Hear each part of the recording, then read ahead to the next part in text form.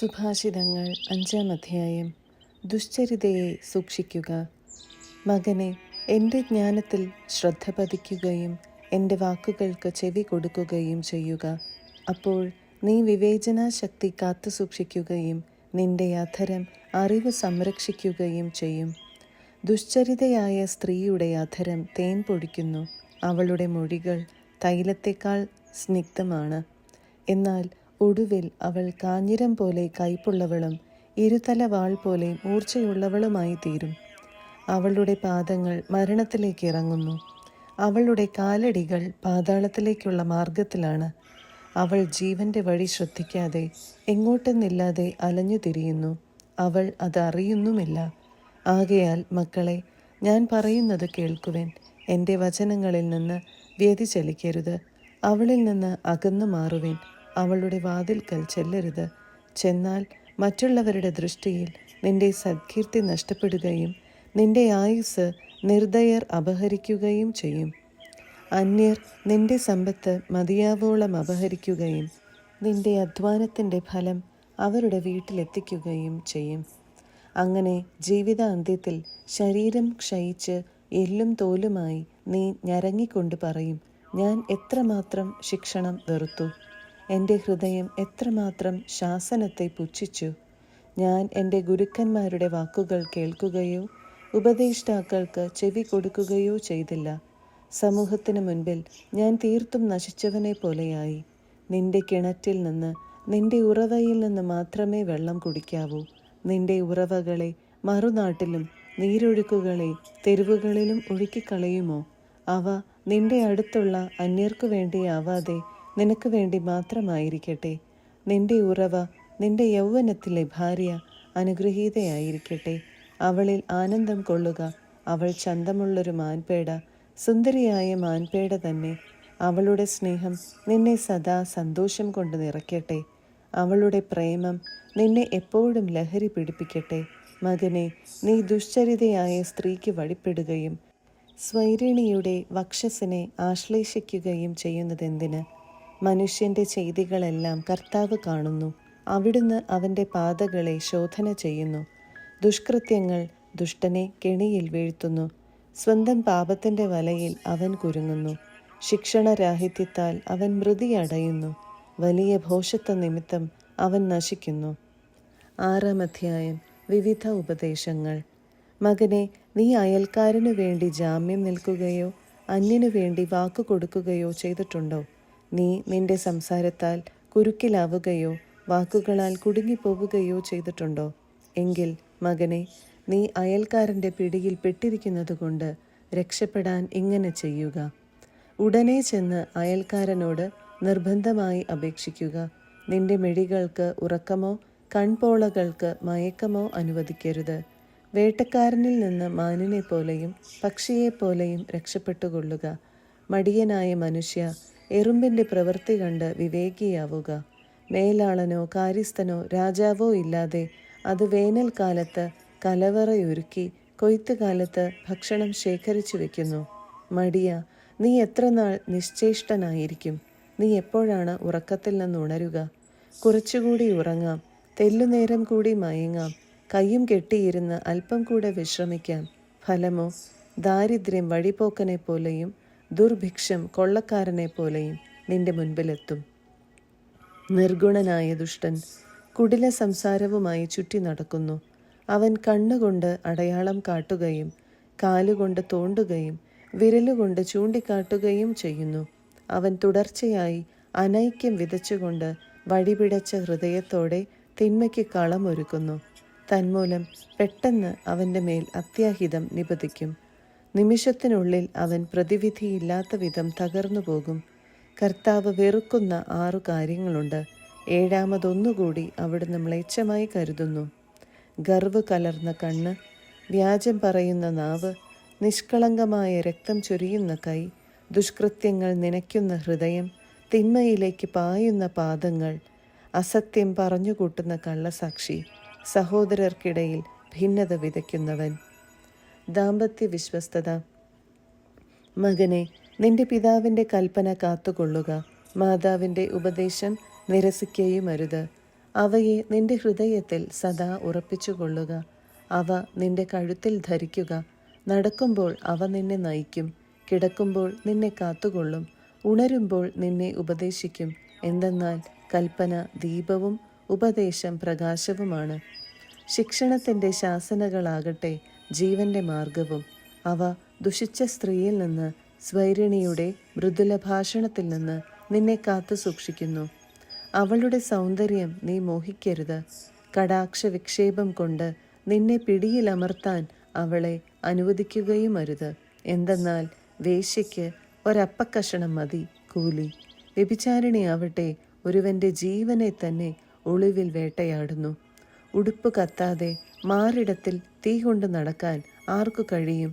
അല്ലെങ്കിൽ കാലു പൊള്ളാതെ കനലിനു മീതെ നടക്കാൻ കഴിയുമോ? അതുപോലെ അയൽക്കാരൻ്റെ ഭാര്യയെ പ്രാപിക്കുന്നവനും അവളെ സ്പർശിക്കുന്നവനും ശിക്ഷയേൽക്കാതിരിക്കുകയില്ല. വിശപ്പടക്കാൻ ഒരുവൻ മോഷ്ടിച്ചാൽ ആളുകൾ അവനെ വെറുക്കുകയില്ലായിരിക്കാം. എങ്കിലും പിടിക്കപ്പെട്ടാൽ അവൻ 7 മടങ്ങ് പകരം കൊടുക്കേണ്ടി വരും. വീട്ടുമുതലെല്ലാം വിട്ടുകൊടുക്കേണ്ടി വരും. വ്യഭിചാരം ചെയ്യുന്നവന് സുബോധമില്ല, അവൻ തന്നെ തന്നെ നശിപ്പിക്കുകയാണ്. ക്ഷതങ്ങളും മാനഹാനിയുമാണ് അവന് ലഭിക്കുക. അവൻ്റെ അപമാനം തുടച്ചു മാറ്റപ്പെടുകയില്ല. എന്തെന്നാൽ അസൂയ പുരുഷനെ കോപാകുലനാക്കുന്നു. പ്രതികാരം ചെയ്യുമ്പോൾ അവൻ ദാക്ഷിണ്യം കാട്ടുകയില്ല. അവൻ നഷ്ടപരിഹാരമൊന്നും സ്വീകരിക്കുകയില്ല. എത്ര വലിയ പാരിതോഷികങ്ങളും അവനെ പ്രീണിപ്പിക്കുകയില്ല. 7-ാം അധ്യായം. മകനെ, എൻ്റെ വാക്കുകൾ അനുസരിക്കുകയും എൻ്റെ കൽപ്പനകൾ നിധി പോലെ കാത്തു സൂക്ഷിക്കുകയും ചെയ്യുക. എൻ്റെ കൽപ്പനകൾ പാലിച്ചാൽ നീ ജീവിക്കും. എൻ്റെ ഉപദേശങ്ങൾ കൺമണി പോലെ കാത്തുകൊള്ളുക. അവ നിന്റെ വിരലുകളിൽ അണിയുക. ഹൃദയഫലകത്തിൽ കൊത്തിവെക്കുക.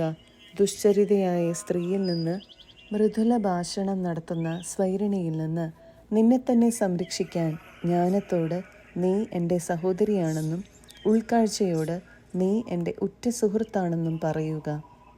ഞാൻ വീടിൻ്റെ ജനാലയ്ക്കിൽ നിന്ന് വിരിക്കിടയിലൂടെ വെളിയിലേക്ക് നോക്കി. ശുദ്ധഗതിക്കാരായ യുവാക്കളുടെ കൂട്ടത്തിൽ ബുദ്ധിശൂന്യനായ ഒരുവനെ ഞാൻ കണ്ടു. അവൻ വഴിക്കോണിൽ അന്തിമിനുക്കത്തിൽ രാത്രിയുടെയും ഇരുളിൻ്റെയും മറവിൽ അവളുടെ വീട്ടിലേക്കുള്ള വഴിയിലൂടെ നീങ്ങിക്കൊണ്ടിരുന്നു. അപ്പോൾ കുടില ഹൃദയയായ അവൾ വേശ്യയെപ്പോലെ ഉടുത്തൊരുങ്ങി അവനെതിരെ വന്നു. അവൾ ഉച്ചത്തിൽ സംസാരിക്കുന്നവളും തന്നിഷ്ടക്കാരിയുമാണ്. അവൾ വീട്ടിൽ ഉറച്ചിരിക്കാറില്ല. തെരുവിലും ചന്തയിലും ഓരോ മൂലയിലും മാറി മാറി അവൾ കാത്തിരിക്കുന്നു. അവൾ അവനെ പിടികൂടി ചുംബിക്കുന്നു. നിർലജ്ജമായ മുഖഭാവത്തോടെ അവൾ അവനോട് പറയുന്നു, എനിക്ക് ബലികൾ സമർപ്പിക്കാനുണ്ടായിരുന്നു. ഇന്ന് ഞാൻ എൻ്റെ വ്രതങ്ങൾ പൂർത്തിയാക്കിയിരിക്കുന്നു. തന്മൂലം ഇപ്പോൾ ഞാൻ നിന്നെ കണ്ടുമുട്ടാനായി ആകാംക്ഷാപൂർവം അന്വേഷിച്ചിറങ്ങിയിരിക്കുകയാണ്. ഞാൻ നിന്നെ കണ്ടെത്തുകയും ചെയ്തു. ഞാൻ എൻ്റെ തൽപ്പം വിരികൾ കൊണ്ടും ഈജിപ്തിലെ വർണ്ണപ്പകിട്ടാർന്ന പട്ടുകൊണ്ടും അലങ്കരിച്ചിരിക്കുന്നു. ഞാൻ മീറ, അകിൽ, കറുവാപ്പട്ട എന്നിവയാൽ എൻ്റെ കിടക്ക സുരഭിലമാക്കിയിരിക്കുന്നു. പ്രഭാതമാകുന്നതുവരെ നമുക്ക് കൊതി തീരെ സ്നേഹം നുകരാം. നമുക്ക് സ്നേഹത്തിൽ ആറാടാം. എന്തെന്നാൽ എൻ്റെ ഭർത്താവ് വീട്ടിലില്ല. അവൻ ദീർഘയാത്ര പോയിരിക്കുന്നു. സഞ്ചി നിറയെ പണവും കൊണ്ടുപോയിട്ടുണ്ട്. വെളുത്ത വാവിനെ തിരിച്ചെത്തു. ഒട്ടേറെ ചാടുവാക്കുകൾ കൊണ്ട് അവൾ അവനെ പ്രേരിപ്പിക്കുന്നു. മധുരമൊഴിയാൽ അവൾ അവനെ നിർബന്ധിക്കുന്നു. കശാപ്പുശാലയിലേക്ക് കാള പോകുന്നത് പോലെ, ഉടലിനുള്ളിൽ അമ്പു തുളഞ്ഞു കയറത്തക്ക വിധം കലമാൻ കുരുക്കിൽ പെടുന്നത് പോലെ, പക്ഷി കെണിയിലേക്ക് പറന്നു ചെല്ലുന്നത് പോലെ പെട്ടെന്ന് അവൻ അവളെ അനുഗമിക്കുന്നു. ജീവനാണ് തനിക്ക് നഷ്ടപ്പെടാൻ പോകുന്നതെന്ന് അവൻ അറിയുന്നതേയില്ല. ആകയാൽ മക്കളെ, ഞാൻ പറയുന്നത് ശ്രദ്ധിച്ചു കേൾക്കുവിൻ. നിങ്ങളുടെ ഹൃദയം അവളുടെ മാർഗങ്ങളിലേക്ക് തിരിയാതിരിക്കട്ടെ. നിങ്ങൾ അലഞ്ഞു തിരിഞ്ഞ് അവളുടെ വഴികളിൽ ചെന്നുപെടാതിരിക്കട്ടെ. എന്തെന്നാൽ അനേകം പേർ അവൾക്കിരയായി നിലംപതിച്ചിട്ടുണ്ട്. അതെ, അവൾ മൂലം ജീവൻ നഷ്ടപ്പെട്ടവർ അസംഖ്യമാണ്. അവളുടെ ഭവനം പാതാളത്തിലേക്കുള്ള വഴിയാണ്. മരണത്തിൻ്റെ അറകളിലേക്ക് അത് ഇറങ്ങിച്ചെല്ലുന്നു. 8-ാം അധ്യായം. ജ്ഞാനം, ദൈവദാനം. ജ്ഞാനം വിളിച്ചു പറയുന്നതും അറിവ് ഉച്ചത്തിൽ ഘോഷിക്കുന്നതും കേൾക്കുന്നില്ലേ? വീഥികളിലും വഴിയരികിലുള്ള കുന്നുകളിലും അവൾ നിലയുറപ്പിക്കുന്നു. നഗരകവാടത്തിൽ വാതിലിന് അരികെ നിന്നുകൊണ്ട് അവൾ വിളിച്ചു പറയുന്നു, മനുഷ്യരെ, ഞാൻ നിങ്ങളോടാണ് വിളിച്ചു പറയുന്നത്.